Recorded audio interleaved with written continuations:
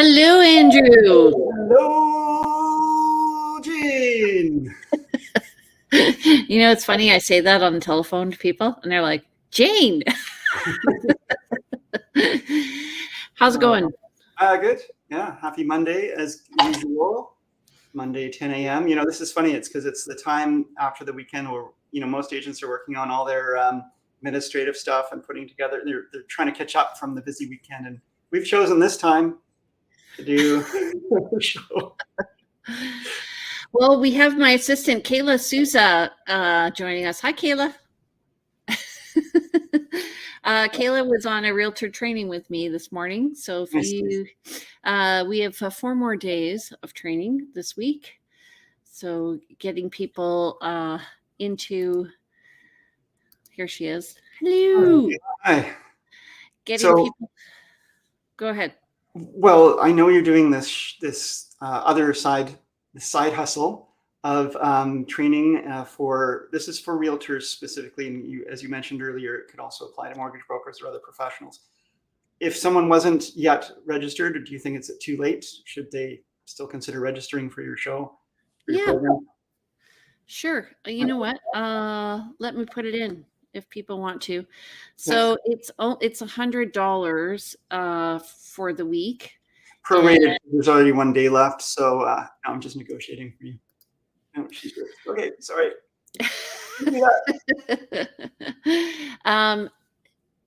Today we did our vision boards, but tomorrow we're going to be doing business planning. So it's probably, you can go back and do your vision.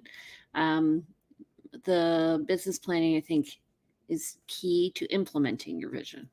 Yeah, absolutely. You don't know where you want to. You don't know where you want it. I have done it. It's due. These are things you should revisit. I've done vision boards and I've done business plans, but it's overdue. Yeah. And how was your week last week in real estate? Yeah, good week. Listed a new property. I had another property relist. Had an offer come in on a property, didn't come together, unfortunately. Yeah, and it's been steady, but not as busy. It's this time of year for me is usually a little slower. And this season, this business in general is a harder time, it feels like, to get people to really feel motivated. So, for example, I was showing property yesterday, and the client was reporting how, hearing from everyone, it's best to wait and let's see what happens in the spring. I don't necessarily disagree. At the same time, I really stress the fact that once this market shifts, which all markets do, there will be no selection. We'll be back to, having to really fight and put in conditions that are not in your favor, terms and stuff that the seller wants rather than the buyer. So while we're in a buyer's market, it's a great time to find the best property. So I always say to people, I've bought every time during November, December, because everybody who's on the market right now is highly motivated to sell. And I have clients coming in looking for up to $2 million property. And they were like, we're going to wait. And I'm looking at list to sale ratios. It's good time to buy right now, guys. Mm-hmm. Because as I said, people are motivated. You're more likely to get a good deal. But anyway, I've been watching the hot sheets and seeing, what are properties selling for and versus their asking price and how long have they been sitting on market, and definitely seeing a lot that are just selling right at asking price, but then seeing some really surprising negotiations where there's been, in some cases, $100,000 off the asking price. Yeah. So it's an interesting time to negotiate. So today we're going to be talking about what's going on with the market. I'm actually going to bring our guest in now. It's Jennifer Lowe. She's with the Modern Mortgage Group with Dominion Lending. Here she comes. Hello. Hi. Hello, Jen. Hello. We have other business to attend to, though. Yes, we're just gonna talk about the market in general because I want her to hear what we have to say. She could hear us from behind the scenes, but she, being a mortgage broker, you're kind of on the road as well as us. Everybody's, we work together closely. We have very candid conversations with you. So I'm interested to hear what you have to say. So, Andrew, let's start us off, though, you and I. Go No, ahead. no. One thing we have to start with, very important. We announced this. Oh, I have it at the end. You have it at the end. We're announcing at the end, are we? Okay. Do you want to do it now? We have our contest, yeah. I thought we Okay. said we were going to do it right at 10 a.m. So Okay, go ahead. let's just do this. Sorry, Jen. But yes, we're giving away 2 tickets to Butchart Gardens. Last week, Jane did. This week, I will. Our winner will. I'll arrange to get them picked up. I did. Now, choosing from. Well, let's just do this. Hang on a sec. Thanks everyone who entered the contest for 2 tickets to Butchart Gardens. We're going to do our second draw today. We had 124 comments, 122 shares, 150 likes on my page for this. So there's a lot of people who are hoping to win. So let's select this by, I'm going to do something a little random. We're going to see how this works. I'm going to use my Doctor Who Yahtzee game. I've taken out 5 of the dice. There's 1 dice in here. We're going to shake it. Good times. Jane's going to be laughing at me. And we're going to go, okay, up and down 6 times. I'm going to flick through this list. Down once, up once, down once, up once, down once, 6 times. Okay, now each time we're going to also, actually let's not complicate this because I've already had some trouble. Okay, so we're going to go to this list and I'm going to close my eyes and I'm going to just do small little flicks. 1, down, 1, up, 1, up. Oh, Nydia participated through I've Instagram. already lost count. I think we're on to 6. Tammy. Uh-oh. Tammy, you are the winner. Tammy. Congratulations. Yeah, so that's, pull that out of the stream. That was Tammy Acoyne McMillan. We'll tag you in the comments. And it looks like Tammy's bringing her friend Leanne. Can't even read my own writing. Cuvalier, I think it is. Okay. That's exciting. Yeah, super exciting. So Tammy will reach out to you and get those tickets to you, make arrangements for you to pick those up or get them to you. So congratulations. Thanks so much for everyone who entered. Okay, well, so we should put in that we are doing the draw through Facebook next time. Because some people participated on Instagram. So anyway, that's okay. That's okay. And just a note, I noted that there were 124 likes and 122 shares. So share was one of the criteria. So thank you, Andrew. All right. And by the way, I went. It was really fabulous. Okay, go ahead, Andrew. Start us off. Okay, so today is Monday, December 12th, and we have so far this month to date 138 unconditional sales compared to the full month of December in 2021. That was 438. So I'd say we're on point. We're not going to see a lot of sales towards the end of the month. Actually, we're not on point. We're low. New listings 204, 399 by end of month in December 2021. Again, we're probably not going to see that number, reach that number this month. Active listings, wow. In December 2021, there were 652 active listings. It's tiny, that's nothing. But we have 1,975 currently. Jane, you want to talk about not last week, I guess, last Thursday somehow. Yeah, sorry about that. It's what we had in the PowerPoint. So it's interesting to me to look at the month to month, actually. So that was for the full month of November. We had 384 net unconditional sales. So we're at about a third of that. Not bad. Mm-hmm. And new listings, we had 785 in November. It is definitely going to go down.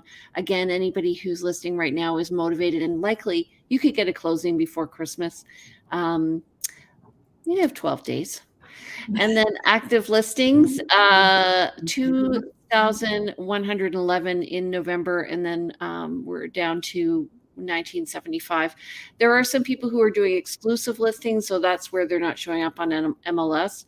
and ask your realtor. We do have that happening, and they'll be coming on the market probably in January. We sometimes see posts in some of our Facebook groups. There is a new rule coming up from the Canadian Real Estate Association that's 3 days requiring you can only market sort of 3 days before you're on MLS. They don't want to see people marketing properties up their sleeve, you might say. Jen, did you have any comments on anything you've just seen here?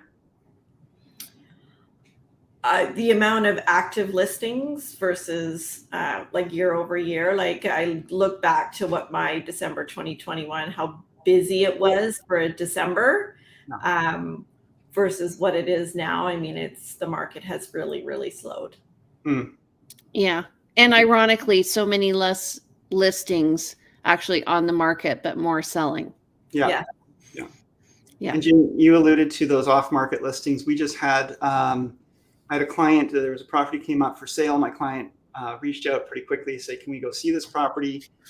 Showing request. I didn't hear anything back. And then turned out that that property was already showing as pending. And what had happened was that property had been for sale before, come off market. And then somebody had approached those folks when it was off market, negotiated a contract on it, and those realtors decided to put it up on MLS for the record, you might say, but it was really already gone.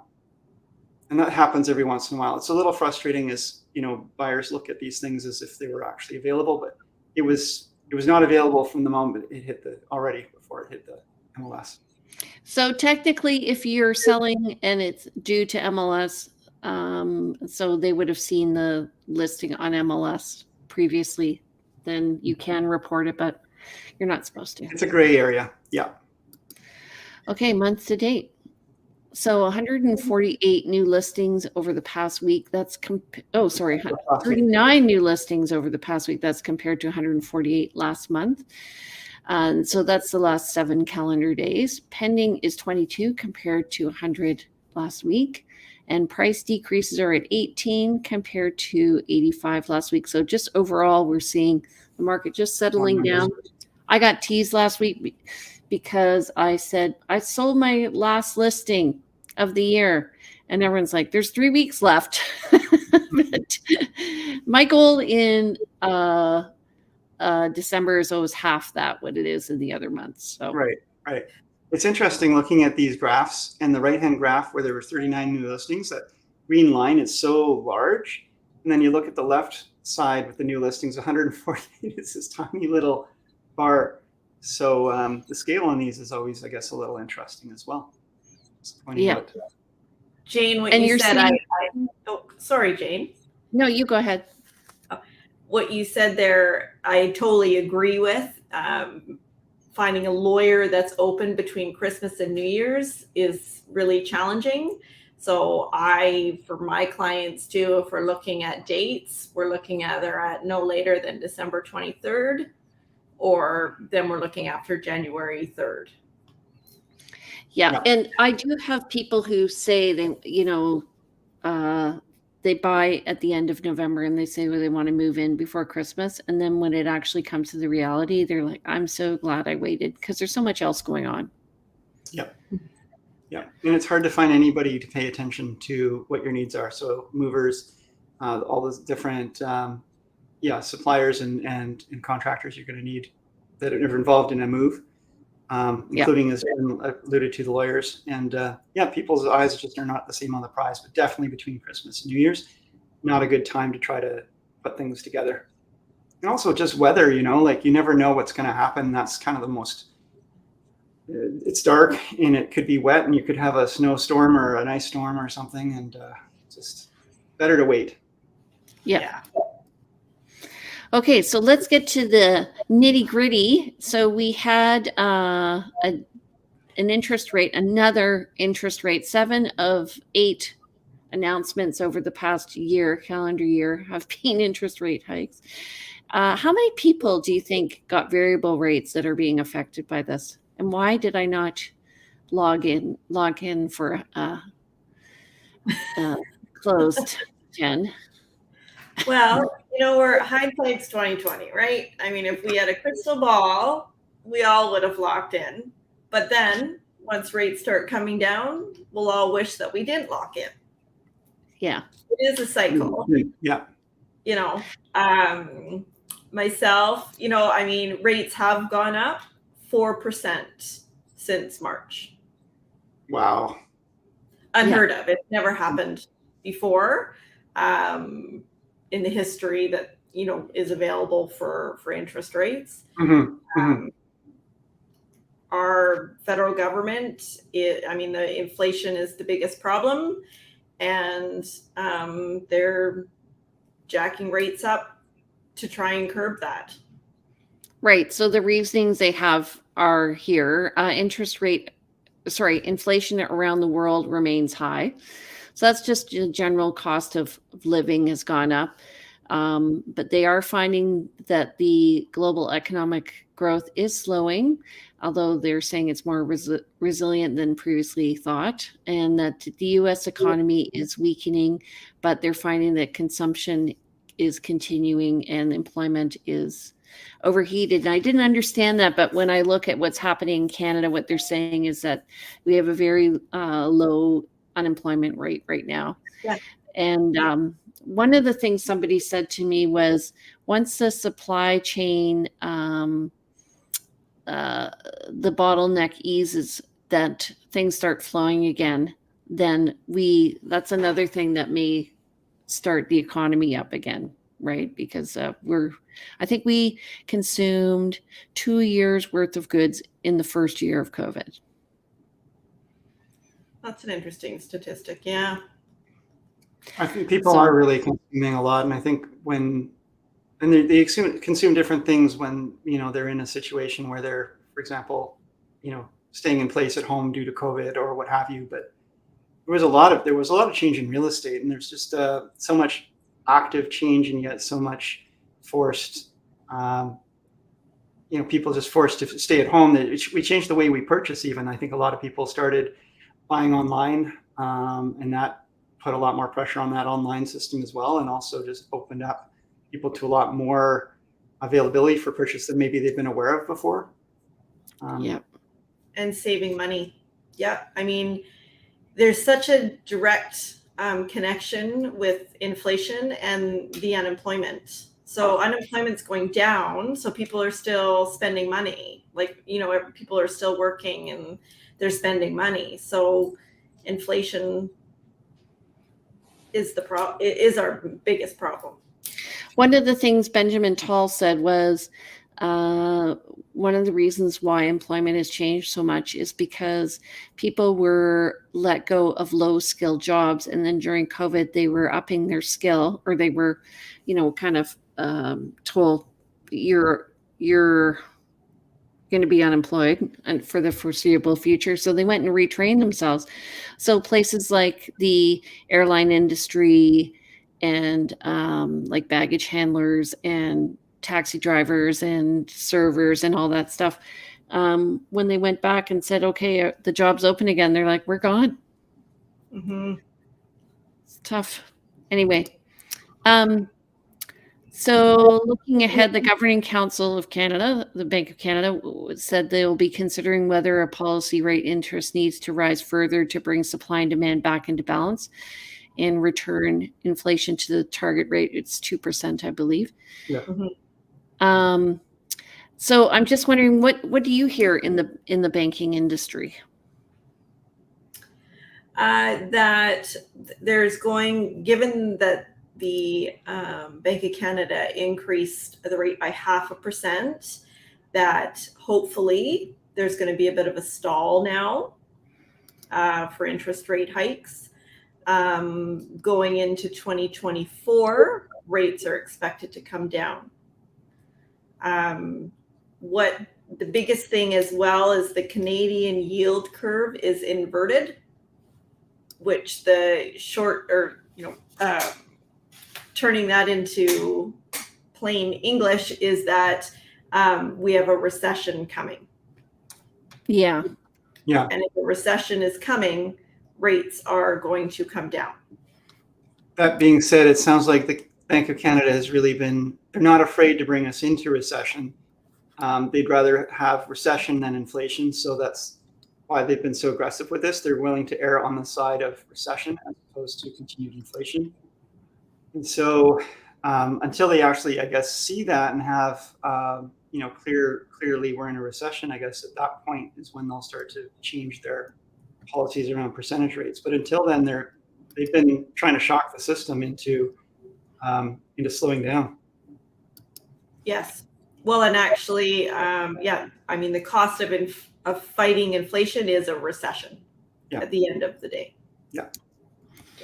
So what do you think is going to happen with interest rates then? Do you think they're going to stay the same, or do you think they're going to go down? I think they're going to stall now because there was a lot of debate whether or not rates were going to go up 0.5 percentage point or 1/4 percentage point. Given they raised it 0.5 percentage point, the thought is that rates are going to stall now and then eventually come down. Oh, sorry, Andrew, go ahead. No, go ahead, Jen. I hesitate, honestly, though, because I can't believe that rates have gone up 4% since March. Like, I just don't. It blows my mind. It's horrible. Mm-hmm. It is. There's a lot of people. There's a lot of people like my. I mean, before this last rise in interest rates, my mortgage has gone up $1,000 a month. Which, yeah, and so I've got to think about how this is affecting everyone out there, and people with credit cards and so on, or lines of credit or what have you, maybe living off of those for a little while they try to buffer this and hoping to bridge the gap. But other folks, it depends on how you are. People will definitely have to tighten their belts and choose other means in order to sort of keep things even keel, unless you've got a huge buffer already in the bank. A lot of people in Victoria already, I mean, there's a huge percentage of people, not huge, but larger than I think elsewhere, that already own their homes outright. But there's definitely this target, this increased interest is going to be affecting a lot of people. And I just feel like we'll start to see the results in the spring of people who the strain will finally start to show. Because for now, I think people are able to shoulder this for the short term, but once it's been month after month after month after month, especially with interest rates increasing, that's going to be where people are going to start saying, well, I think I better sell my recreational vehicle. I better sell my expensive car. I better sell my investment properties or my recreational properties. If this continues, that's what I kind of would expect to see. But greater minds than mine have thought long and hard about this. And question: do you guys, are you seeing more inquiries about people selling rental properties? Yeah. And the reason is because now the cash flow isn't the same, because they were previously, that interest rate differential and the differential between the amount of money they had to pay out versus the amount of money they were getting in. So it's causing a squeeze. So for instance, if you have a long-term tenant in and they are in a fixed rate, then when you sell, if the buyer is moving in, that's a great thing, because they can then they don't have to worry about that. But people are looking at the return of an investment, the ROI, and the cap rate, and it doesn't make sense with sorry, I've been up since 6. It doesn't make sense, essentially, financially. Yeah, it's a challenge because, as the interest rates go up and you have an investment property, not only are you now having to support whereas you were pulling in a little money every month, now you might be having to support it. So you're adding yet further to your load, but also the value of an investment is really based on how much income it can produce. And so with the higher interest rates, it's not able to produce the same amount of income when you consider mortgage. And so the value of it actually goes down just as a result. Also, because the money was free over the last few years, essentially, people were drawing on their lines of credit, or they were, taking out loans for other reasons. And so now they have more debt on those houses. Yeah. So, I mean, if you think about if interest rates were, let's say, 10%, for example, and you were looking for an investment property, you'd have to get better than 10% return on your investment to buy that investment property. Why not just put it in the bank otherwise? And that's what's happening with this higher interest rates as well. People are looking at what they can do with their money and looking at how much rents are versus how much they're going to have to pay. It's just not the same. Doesn't make the same argument for buying an investment property.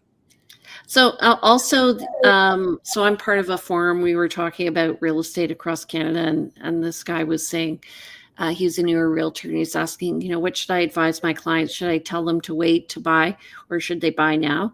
And I'm like, if you like the house, just buy the freaking house, because that house may not come up again, and you can change the rate at a different time.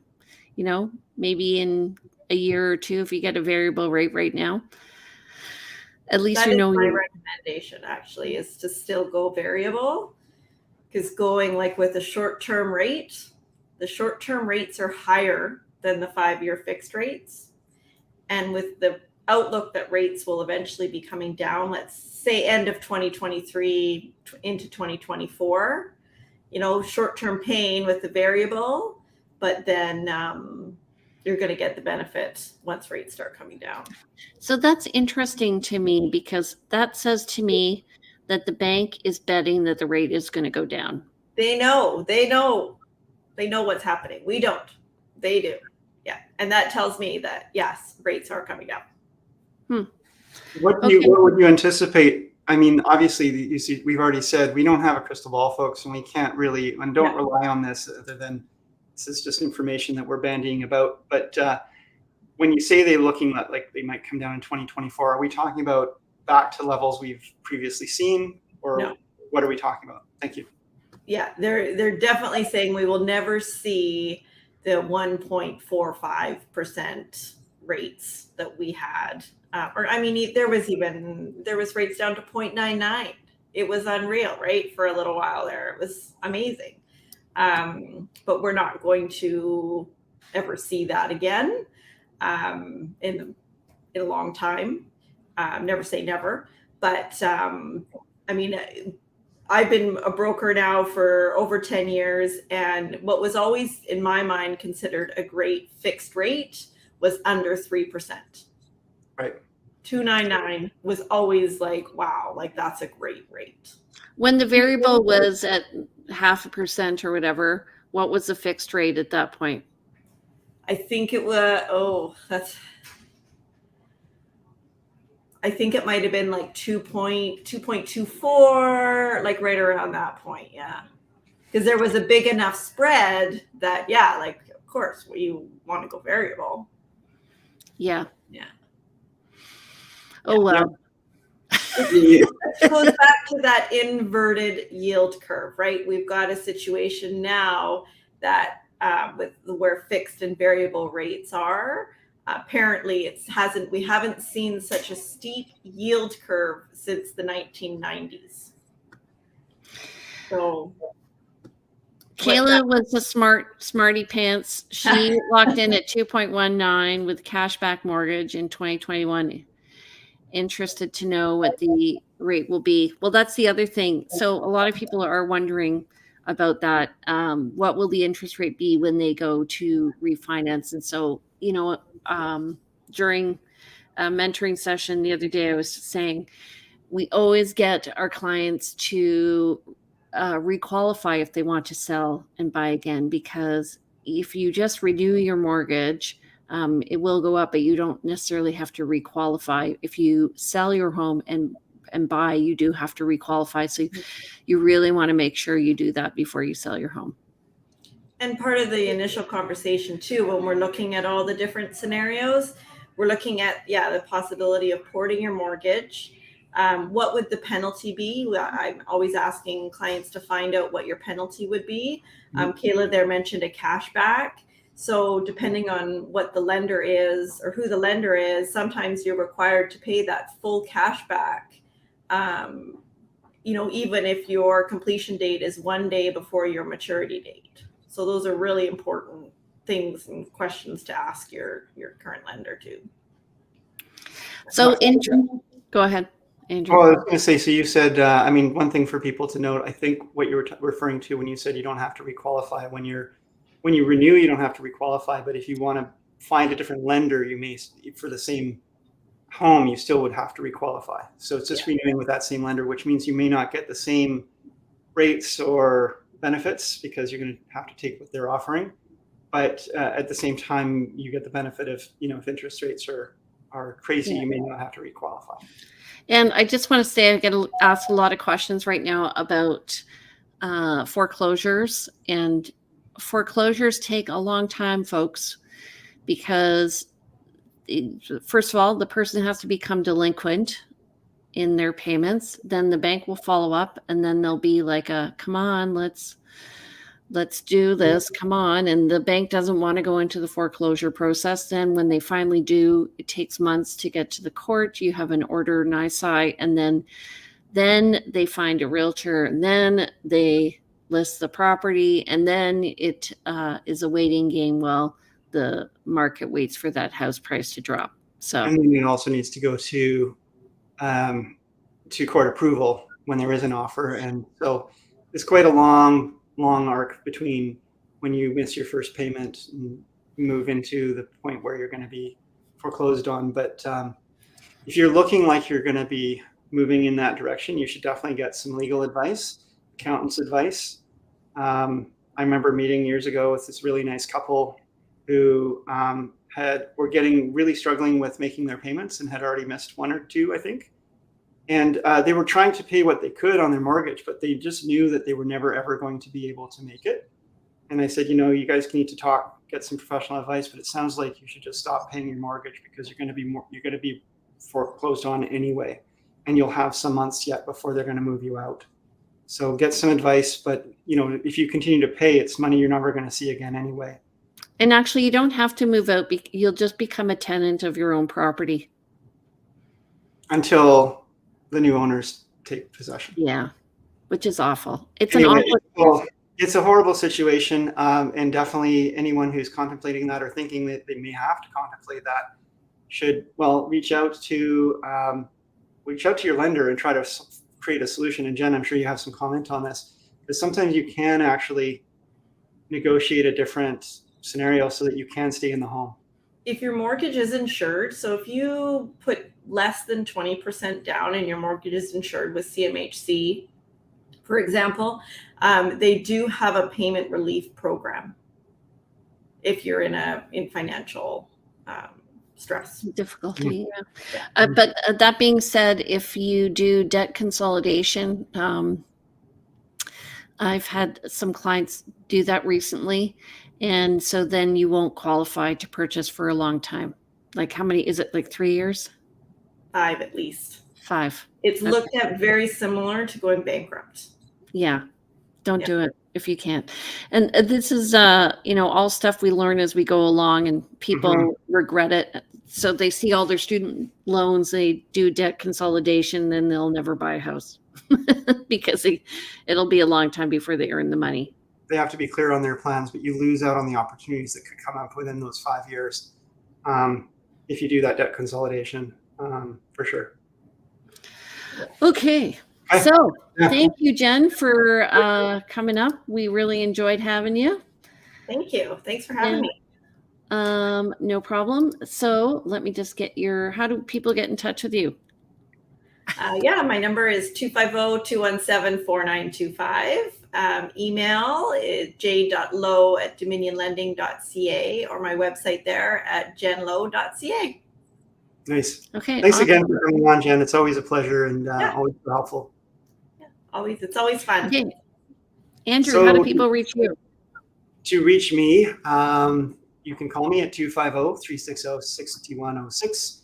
Email info@andrewplank.com. The website, andrewplank.com, has lots of useful info. And I'm on Instagram under Plank Andrew. All right. And you can reach me. My name is Jane Johnston. My number is 250-744-0775. My email is briarhillgroup@gmail.com. you can see my website, which we are revamping at briarhillgroup.com.